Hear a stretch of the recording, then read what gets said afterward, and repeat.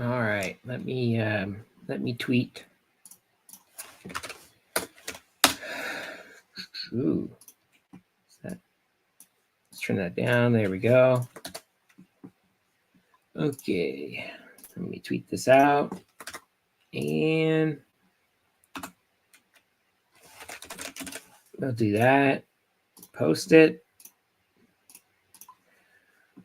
All right. What's up, everyone? It's just a solo show this week. Chan is a little busy, so it's just going to be me. So I'll try to keep this short so everybody has time for NBA lock. Probably try to get out of here about 5:40 or 5:40 Central, 3:40 Pacific. That seems about right. Just to start, I'm like 80% confident we're going to have NFL late swap this week. So I'm just going to show in our dev environment how it works.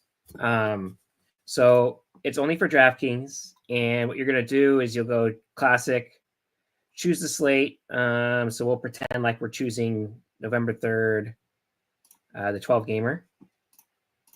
And then we're going to choose the contest we're playing in. So in this example, I'm actually going to use one that I have files for. It's this one, the 13 game. This says the Thursday through Sunday. And I'm going to scroll down and pick the contest. That's not the Where is it? It's this one. I'm an idiot. So I'll pick the contest I'm playing in, the quarter jukebox, right? And then over here on the side panel, we'll have this late swap option. And so if you put files in here, then we'll automatically know that you want to run a late swap sim. And then what we're going to do is we need the contest file and the entries file. Okay. So the contest file, I'm going to stop sharing this one. And I'm going to share a different window, this time with DraftKings on it. Where is it?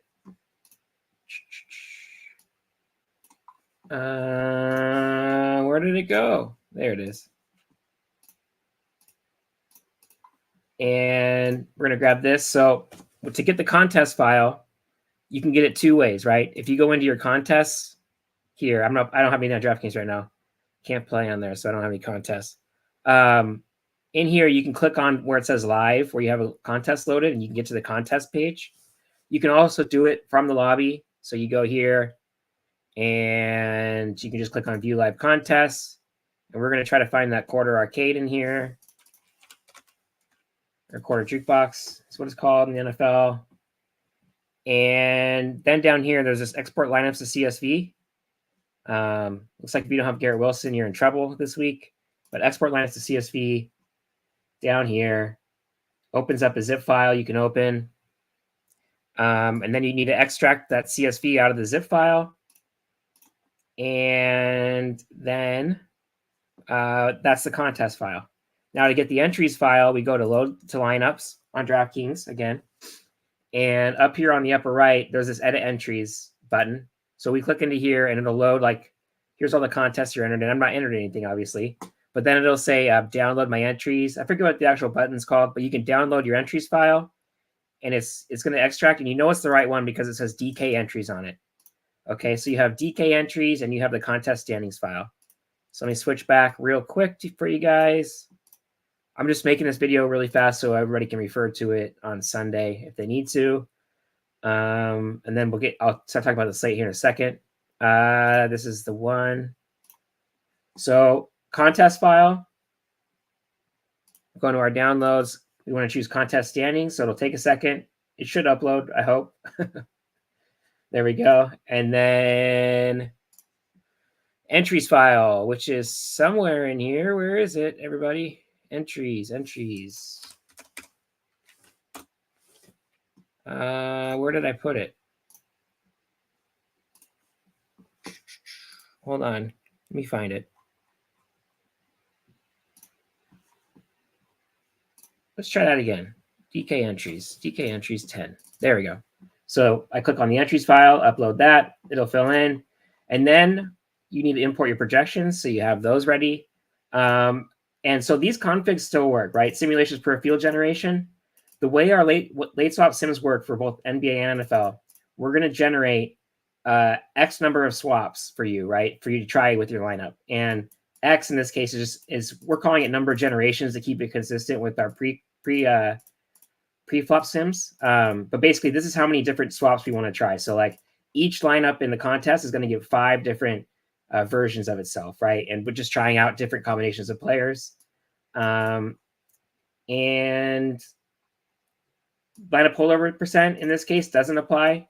Keep user lineups means it's going to mean, do you want to try all new swaps with your lineups, or do you want to keep the lineup you currently have as one of your swaps? So we click this button. So now let's say you wanted to make 5 different lineups. Well, one of those 5 would then be the lineup you already have submitted. And the lineup scoring weights, they'll still work as well. But otherwise, you just run this. It's going to take a little bit of time. I haven't been able to test it on the super giant lotteries, but I think it's going to be okay because generally at the end of slates, when you want a late swap like into the afternoon slates, there's just not that many possible swaps, so they should still complete in time. In general, for anything over like 20,000 entries for NBA, I can tell you that I usually churn our simulations down to about 20,000 just to make sure it completes, because it is kind of it's a big process to create 5 different versions of each lineup and simulate them against each other. So anyway, that's how late swap is going to work. I'm not 100% sure if it's going to be up on Sunday. I'm pretty sure it is. We're kind of fixing some of the front end stuff, but that's just a quick primer for everybody. If you're using our site on Sunday, check out late swaps. And the nice thing is you can run it. You don't even have to make a swap. You can just see your live equity. So that's pretty fun too. Like if you want to see, even after the late game lock, if you want to see your live equity, you can run a late swap and everything will be locked for you. I mean, the players will be locked, obviously, but you can see what the equity is for each lineup, where each line's expected to finish. So that's pretty fun. It works pretty well with NBA with the scattered tip times. But anyway, so talking about this week's slate. Go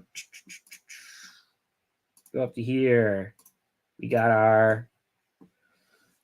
our window. So kind of no real obvious chalk this week on DraftKings. Kamara in an absolute smash spot against Carolina. I get why he's big, highly owned. Chase Brown, who seems to have taken over the RB1 role from Zach Moss. I'm not even sure if Zach Moss is healthy right now. He's also chalk here against the Raiders at home. But let's go kind of game by game here. There's one super obvious game to stack up. If I sort the right direction, we'll see it in a second. If my screen doesn't lag either, that would be nice. There we go. Okay, so it's Dallas-Atlanta. Super obvious spot here. 2 bad defenses. If we look at EPA per play here, Dallas is 30th right now in EPA per play. I mean, they've been completely crippled by not having Michael Parsons, and their run defense especially has been awful. Worse in a success rate against the run and worse in EPA by a mile against the run. So this looks like a great spot for Bijan. He's been chalked for many weeks in a row, and this looks like this might actually be the week for him. Atlanta's defense isn't much better. They've been especially bad against the pass.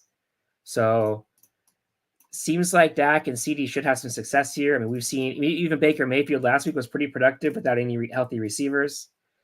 So pretty obvious spot here, this Cowboys-Falcons game. Lots of different ways you can stack it up. Personally, I'm probably going to be under on Drake London at 22%. I'd much rather get to Bijan here and get over on Bijan at 18%. Better matchup, in my opinion.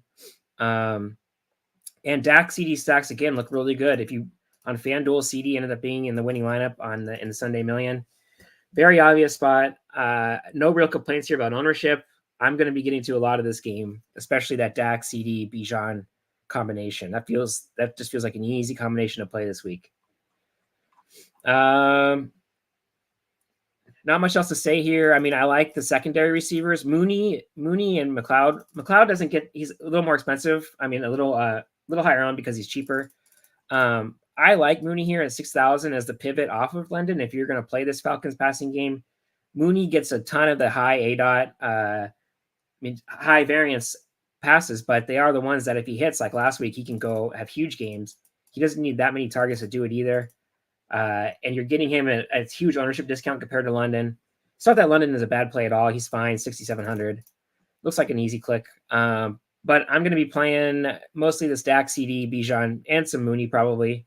And 49ers legend Ray, if he fits in there as a value play, makes sense to me. Not much else here from this game. Jake Ferguson is getting some ownership at tight end. He's fine, I guess. And these Cowboys secondary receivers, I keep waiting for one of Tolbert or Turpin to have a big game.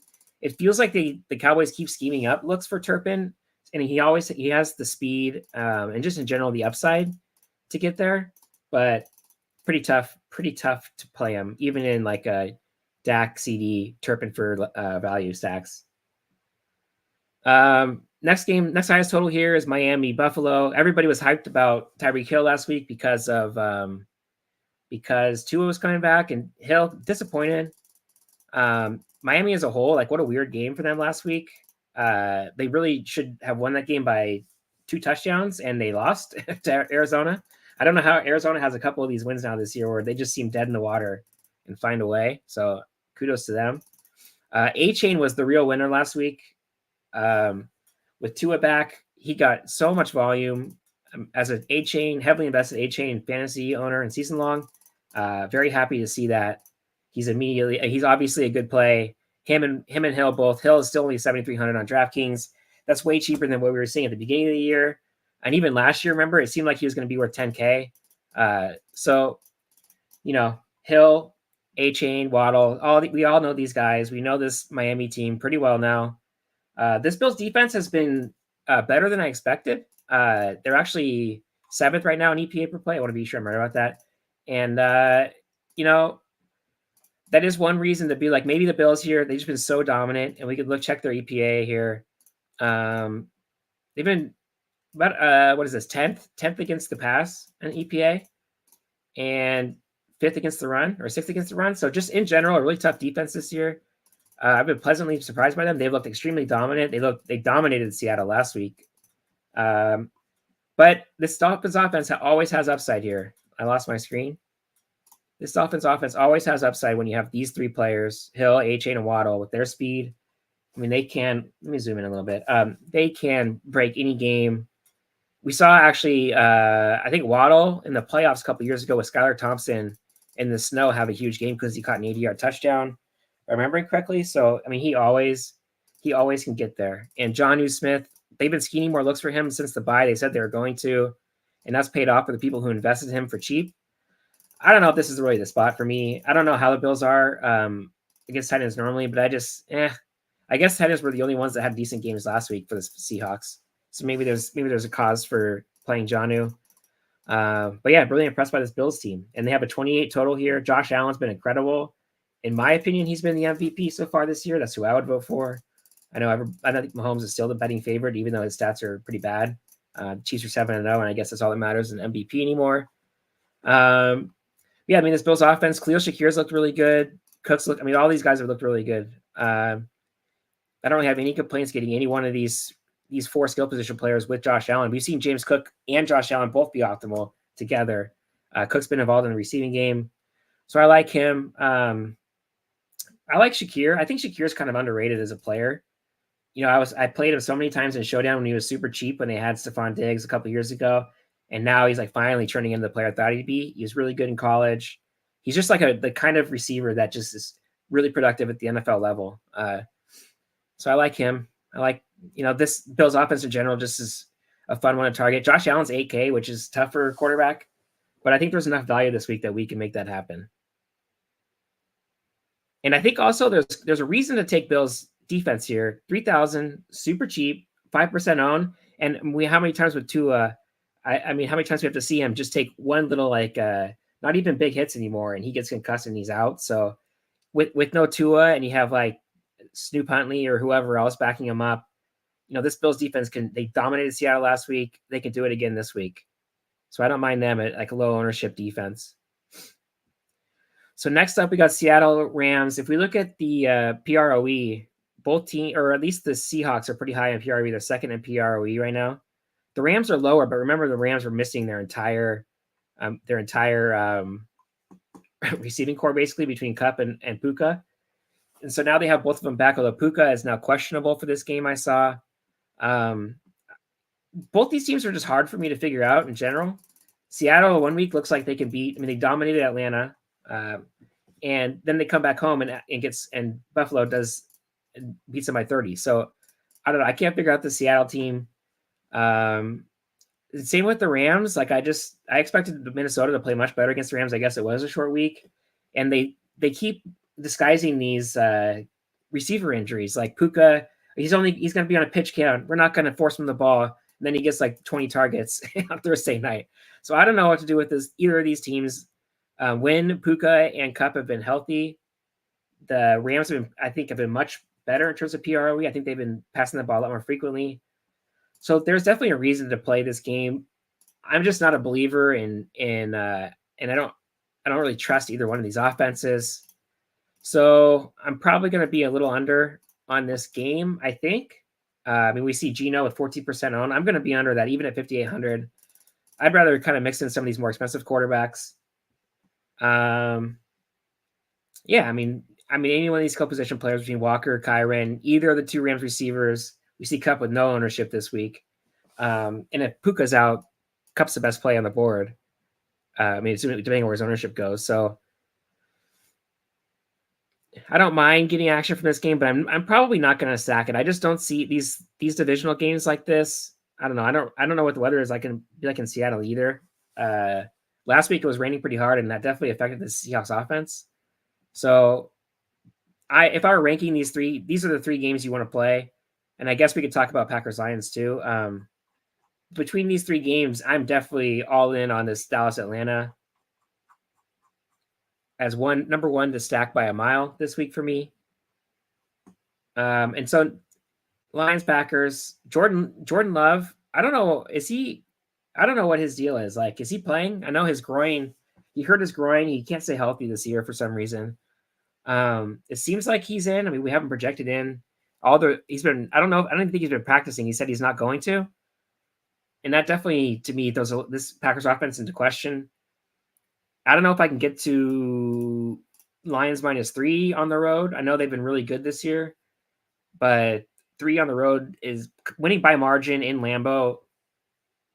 I mean, I guess we have to worry about the health of Love, but that seems like too many, I respect this Packers team more than I think Matt LaFleur's he's the top 3 coach right now. I've really been impressed with him this year, especially dealing with the Love injury and figuring out just showing the difference in what an actual good offensive coach does with how they've used Malik Willis versus what the Titans were trying to do with him last year.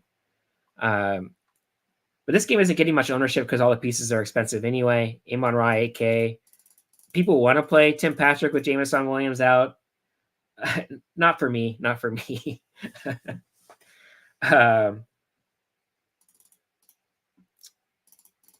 What else? Jaden Reed. I always like playing Mini Debo. He's a good receiver. Not really great analysis there, but there's not much really I can say. I mean, 47.5 total. But these teams are going to score points, in my opinion, especially if Love plays.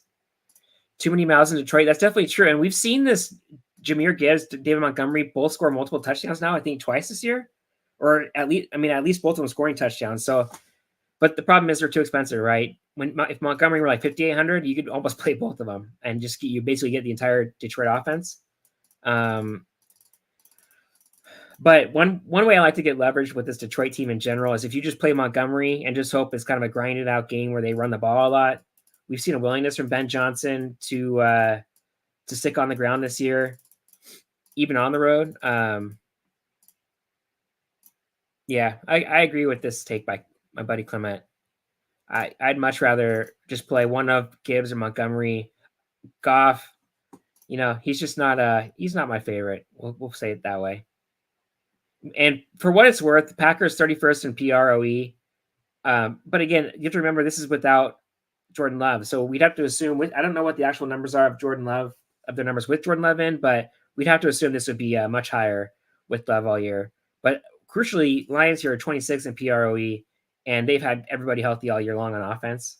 So that's kind of the case against stacking this game up is you have that Detroit PROE. They have 2 really good running backs, and the Packers may not even have Jordan Love. And so if you don't have Jordan Love, this game almost becomes unstackable with both teams committing to the run and probably sticking with it all game. Yep, another good point. I should have had you on, Clement. Definitely true. And we could see that in EPA. And actually, we could test this theory here in EPA. So Green Bay, 8th in defense right now, but their rush defense is really where it's been at. 8th against the rush. Oh, 7th against the pass. So kind of negligible here in terms of success rate, but the success rate for the dropbacks is really Detroit's 29th in success rate against passes. So that definitely seems like the vector of the, what would you say, the best angle of attack here for Detroit. All right, so moving on in terms of totals here, we got Baltimore, Denver. I don't know, kind of an ugly game here. Denver's number one in defense by EPA per play right now, by a good margin too, against the Chargers. There are some. This is a little bit of a schedule thing here as well.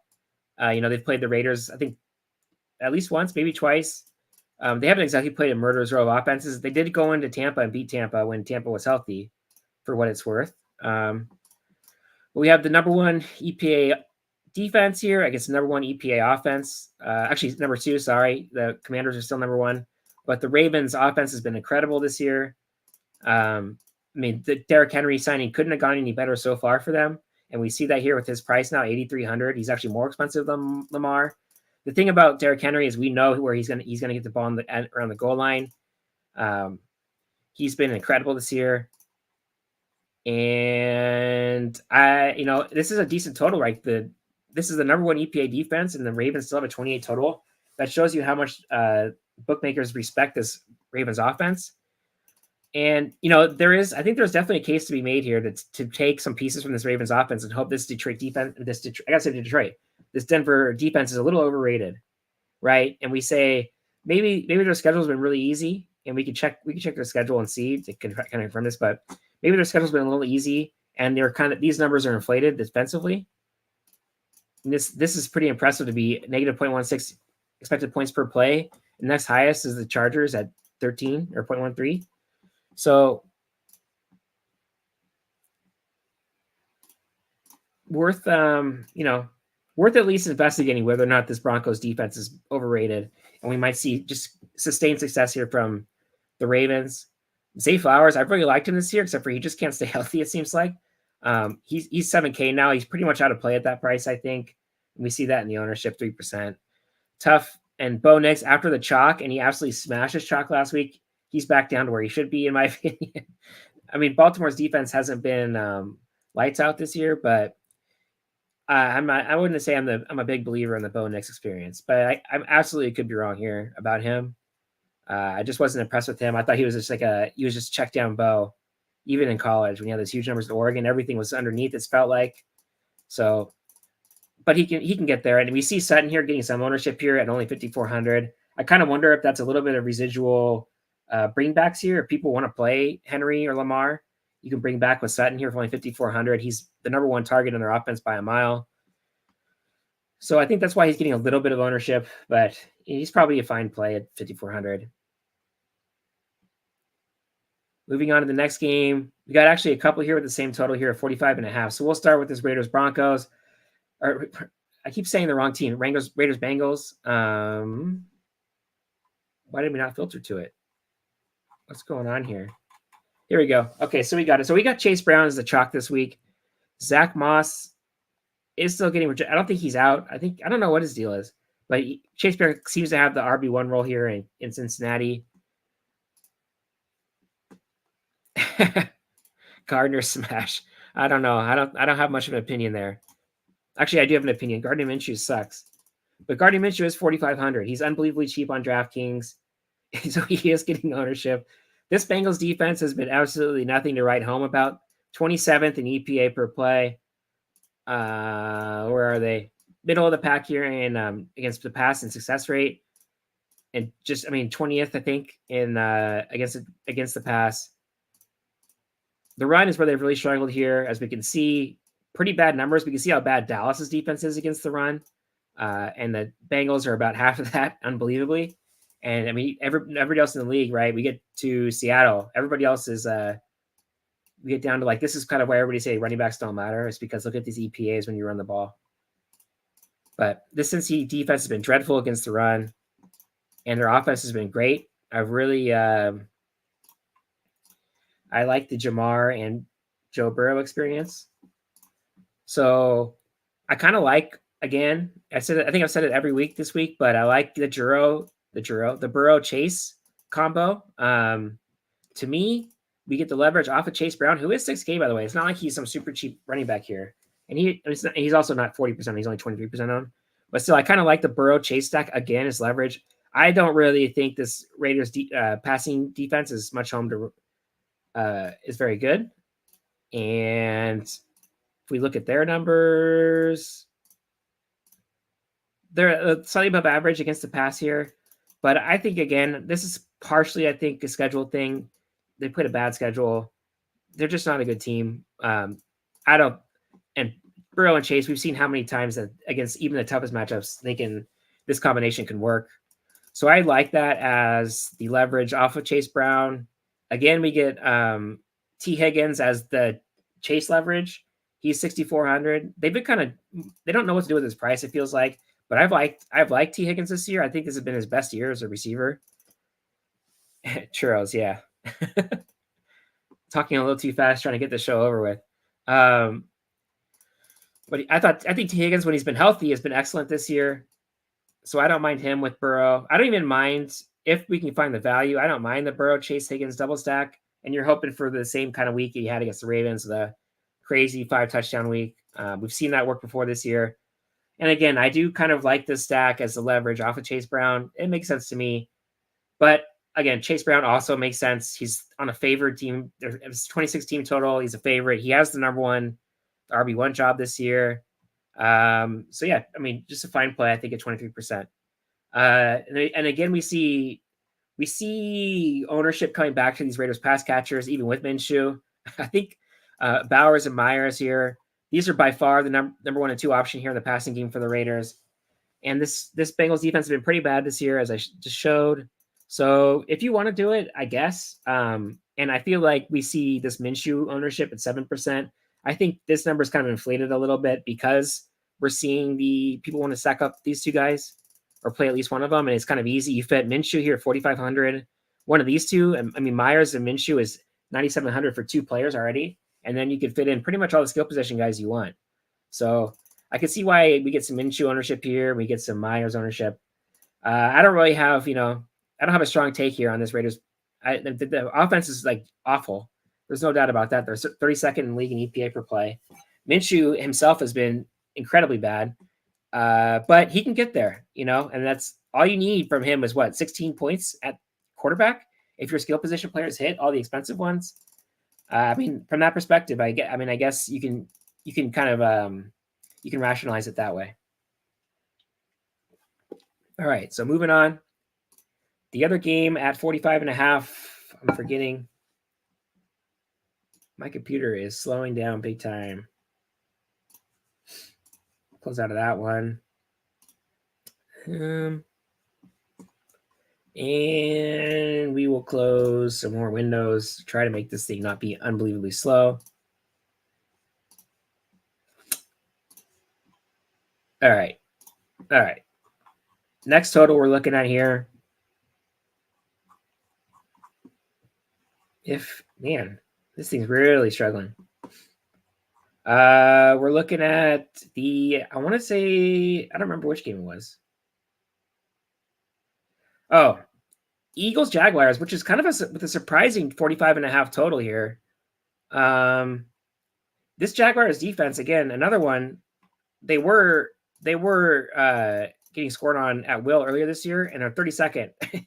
32nd. They're even worse than the Panthers right now in terms of EPA per play. That's unbelievably bad. I mean, how can you be worse than the Panthers in anything? That's a real cause for concern, if you ask me. Remember when Doug Peterson and Nick Foles beat the greatest coach and the greatest quarterback of all time in the Super Bowl? I'll never forget that, ever. And the Jaguars are actually kind of middle of the pack here in terms of EPA per play on offense. I think Lawrence has been a little better than the numbers show this year. I think he's kind of been unlucky. He clearly has a good connection here with Brian Thomas Jr., who got banged up last week, for what it's worth, and I think is actually out, if I'm not mistaken. No, he's still in. Okay. But he got banged up last week. Lawrence clearly likes targeting him. So like at 0 ownership, if his injury is as bad as kind of they let on, I could see that stack working out. Philly's actually 6th right now in offensive EPA per play.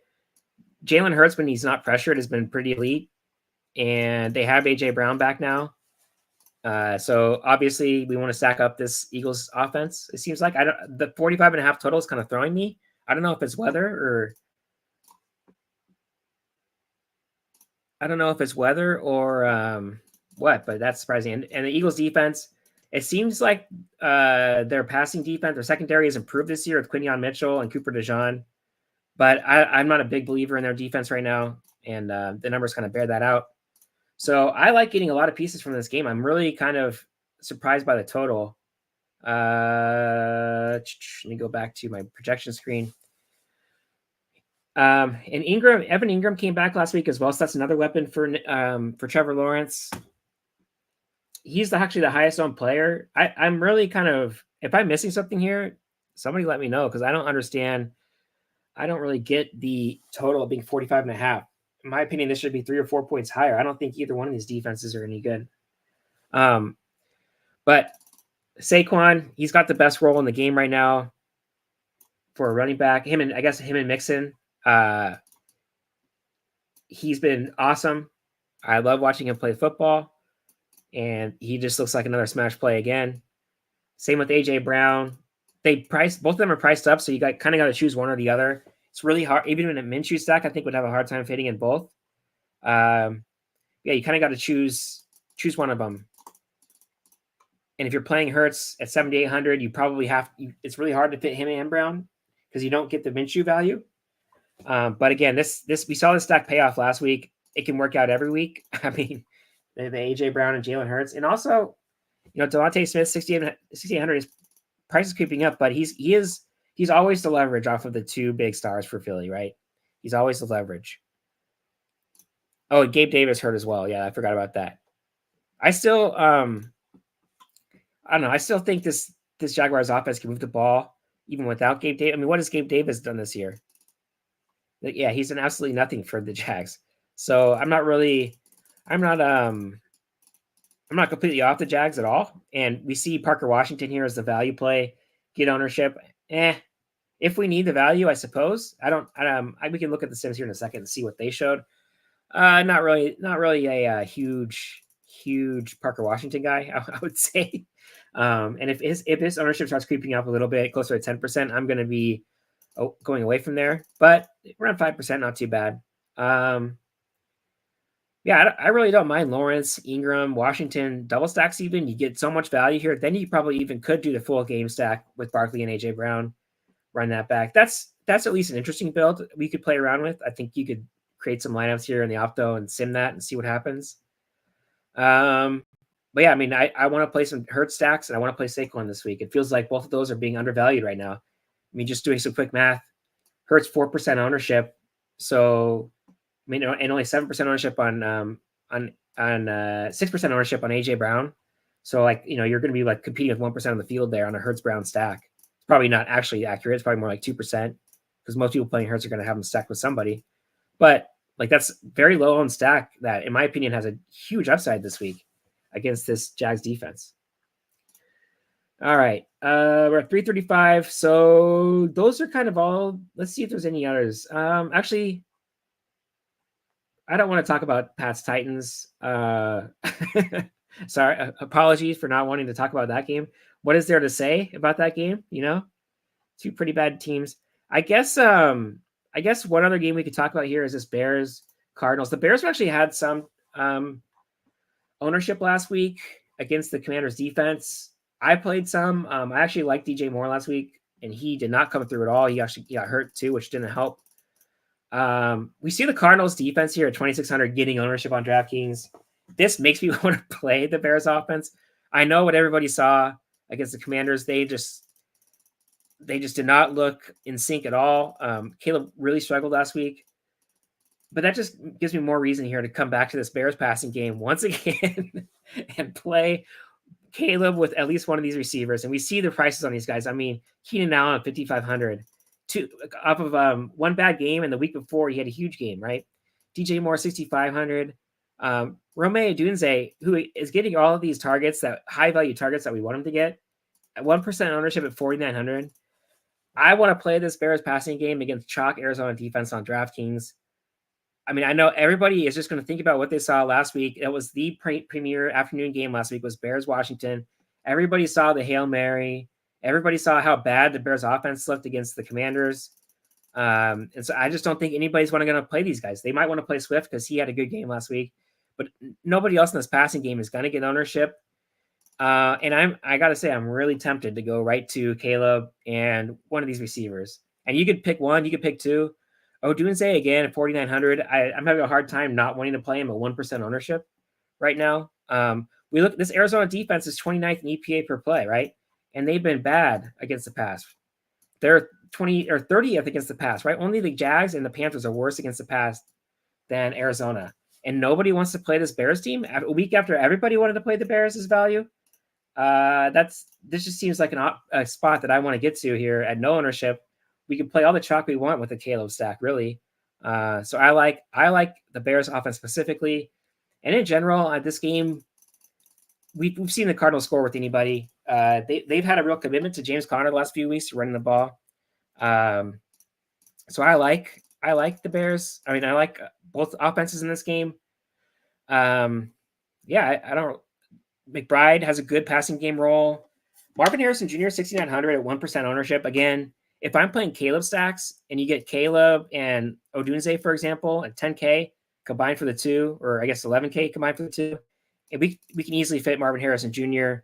He's improving, in my opinion, week to week. And at some point, he's just going to have like the lights out, I'm here, receiver one game. And so I like getting to him in ownership as well. This in general, this game to me feels like one I'm going to be targeting quite a bit on DraftKings. And so, yeah, let's see. I think that's kind of the last game I wanted to talk about. Chargers Browns. I mean, Jameis stacks kind of got there last week, or at least Lamar stacks with Browns pass catcher. That's not really for me this week. Chargers Browns. Hopefully, that's going to be a game I hope is like 13-10. Same with Patriots Titans. I want nothing from that game. At least in terms of stacking. Now we might have some value that we could play, but just an ugly game. Commanders Giants. I don't really want to spend too much time on it. It's worth noting that this Giants team sucks, and they're 20th right now against an EPA per play. And Washington right now is by far the number one offense. It's statistically speaking, maybe not in terms of personnel or whatever, but statistically speaking, they're the number one offense. So we can always play these Commander stacks, but the Giants seem committed to kind of like slowing these games down as much as they can, ball control, low scoring. So tough to really get like the Jaden Daniels stacks to get there. But I mean, Washington scored on everybody so far this year, so I wouldn't rule out them having another good day. And I think that's about it for games I want to talk about this week. On FanDuel, we do get the Sunday night game, which is at least interesting, and we're talking about because Anthony Richardson is benched, and that frees up my guy Josh Downs now.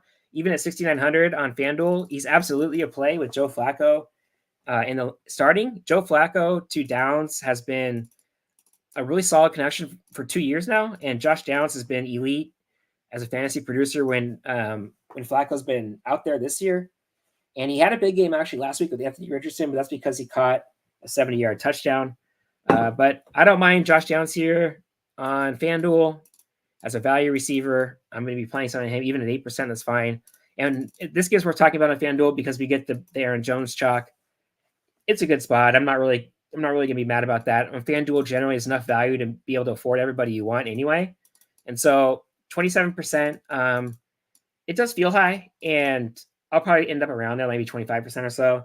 It's worth noting on FanDuel that chalk is more likely to fail, especially for receivers, because FanDuel scoring is so touchdown dependent that if you don't get the touchdown, then like let's say, for example, Aaron Jones is 130 yards rushing and the Vikings score 3 touchdowns and it's all Darnold passes.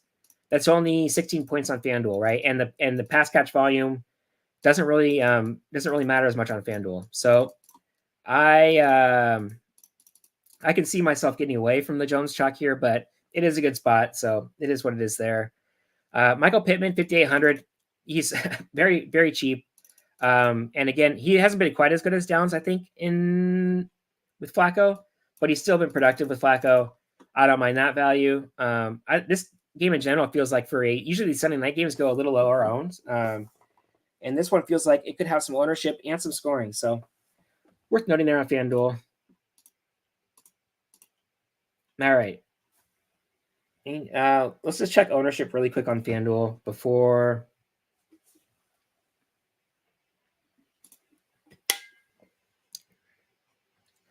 So FanDuel chalk. So we still get the Chase Brown chalk. We actually get Chuba, 23% ownership here as a 7-point underdog.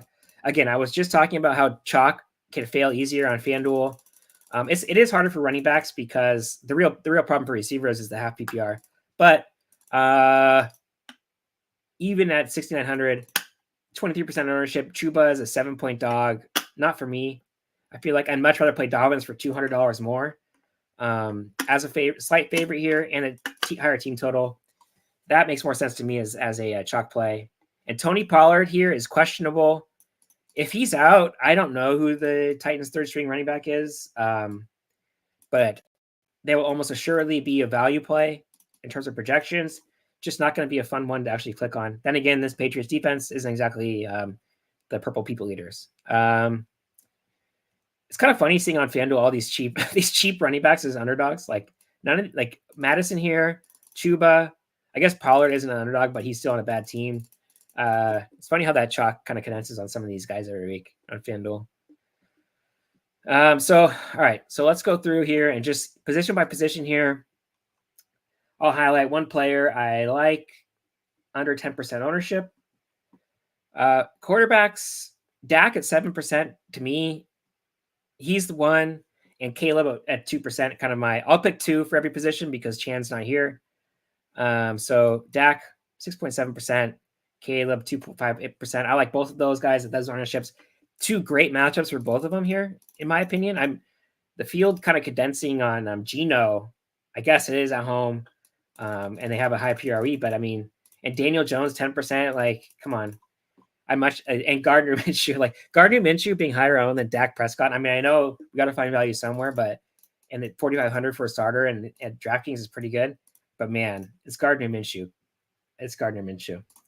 Okay, moving on. So running back here. Load. There we go.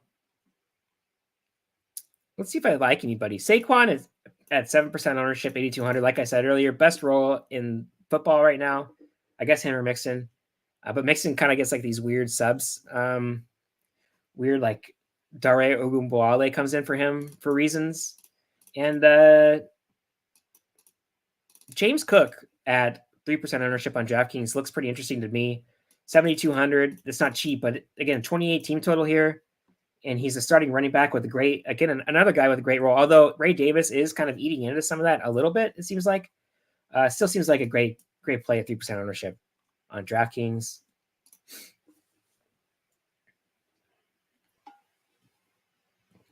Tight end ownership is spread around this week. Bowers, deservedly so, probably is the chalk tight end. Gesicki as the on Cincy is like the cheap value tight end. Pretty nasty. I like Evan Ingram at 9.64%. I'm kind of cheating here on our under 10 rule, but I like this Jags passing game against the Eagles, and he should have more action. I mean, he came back and was targeted pretty heavily by A. Lawrence. He should have plenty of action this week as well without Gabe Davis and with Brian Thomas Jr. banged up. And Kyle Pitts, my guy, 2 touchdowns last week on National Tight End Day. 4,900. I mean, the one thing about him was he only had, I think, 4 catches last week. He did kind of get banged up, it seemed like, in that game. But I don't know. I'm a believer. I'm back in Kyle Pitts Island here. I bought a condo. It's a nice property. But I'm not sure how value is going to hold. We might see a couple hurricanes flow through and destroy it, But Kyle Pitts here at 8.5%. I'm a believer. I'm back in Kyle Pitts, elite tight end. And receiver. So I'm going to say Jamar Chase here is our leverage off of Chase Brown. 7.5% ownership. I think I've said that he's my favorite receiver play for like 8 weeks this year. out of the 8 we've had. And then I'm going to go with Romeo Dunce, who's way down here on DraftKings, 4,900, 1% ownership. The target value may not be there as much as we'd like for a value play. That's the reason why he's not projected that well. He's not getting the ownership, but he's going to have the week at some point. He's going to catch. Caleb has targeted him on deep balls, I think, every single game I've watched this year. And at some point, he's going to hit one of those and be the receiver you need. And he just has elite talent.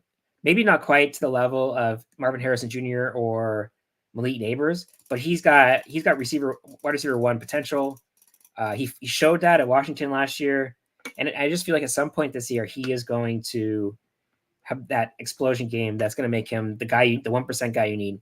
And special shout out here to Darnell Mooney at 6,000. As a leverage off of the chalk Drake London on DraftKings, that makes a lot of sense to me. And also, just a big shout out here to my Coke heads. Jalen Coker, the 3,600, the value receiver du jour for the Panthers. I don't mind it. Panthers offense is terrible. On FanDuel, if you play Coker, you get leverage off of Chuba. So that is another potential reason to click him. And obviously no Deontay Johnson anymore. And so there's targets to be had here in Carolina. Thielen is still hurt. Coker as a cheap receiver, why not? But my 2 picks were Jamar Chase yet again and Romeo Dunze. And finally, for defenses, Cardinals, like I said, I'm not going to be playing. I may not play any Cardinals. I may just completely X them out on DraftKings if I were playing on DraftKings. I'm not quite sure what they look like on FanDuel, but I have a feeling.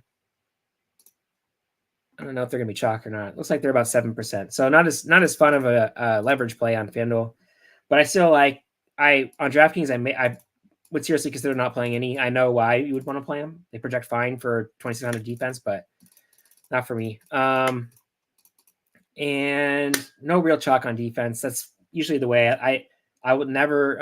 I kind of let defenses fall where they may, and if I get too much of one, then I'll manually adjust the exposures in our entry builder. So I don't really have any qualms. The only one I'd really say is like terrible is this Cardinals one. I'd like to get leverage against it, and even that I wouldn't say that that's like a terrible defensive play. $2,600 you can fit. Again, you get so much value here. And on FanDuel, I was talking about Downs earlier. Only like not much ownership. I think that's a fine play as another like a sub 10% receiver. So just looking at some sims I ran earlier. This was the flea flicker on DraftKings. Kind of like really spread out. Sometimes you'll see these games condense a little bit and you'll get like 3 or 4 stacks here. But I'm just scrolling through here. I mean, we do get a Raiders 4 stack. I'm assuming that's just because it's a value stack. But really spread out in terms of ownership here. I mean, even Chase Brown, 51%. This is just default without adjusting. We do get this Cardinals ownership condensing here. I definitely would be limiting that. And Tyreek Hill 26%, but the quarterbacks here is really what I want to point out is scroll up. It's all spread out. Geno, right where the field here on Geno. Josh Allen, we're getting over the field on, and a little over the field on Gardner Minshew. Just really spread out. It is a big slate, which explains some of it, but I would have expected a lot more of my sim lineups to be on this Cowboys Falcons game, and I'm going to be either adjusting correlations or boosting players or something to try to get more from that game, because I feel like that is the one game that you need to be on this week. It just feels like a 28-24 game at a minimum. I mean, that's the total right now is 52 points, so I'm going to want more exposure than I'm getting here. And I think I'm getting almost no DAC. Yeah, 5% DAC here. I would want to boost that up to like 15% or something. So we can just run that real quick, see how that changes things. So now we get some more Drake London here, 28%. But kind of an interesting build this week. No real really no game stacks really just jumping off the page when we run our sims. And here's FanDuel. The number one sim lineup on this week is this is the Sunday Million, by the way, on FanDuel. Number one sim lineup this week is Jameis Winston, a Winston Joku stack. If Winston stacks get there 2 weeks in a row, I'll be pretty impressed. But Jameis is always a good quarterback to target, both with offensive players and the opposing defense. He loves to give it up. More Josh Allen on FanDuel. It looks like he sims really well on both sides, but definitely seems like we're getting a little more exposure here. I like the Allen stacks. I also like James Cook. Both those guys seem like good plays to me. And so, yeah, I think that's about it. Ran through every game. Any final questions here? I'll just turn off. I'll turn off the old stream. All right. Thanks for tuning in, everybody. Don't forget to like and subscribe. Promo code TIPOFF for 25% off your first month at AceMind.io. Have a good one and good luck this week. Thanks, everybody.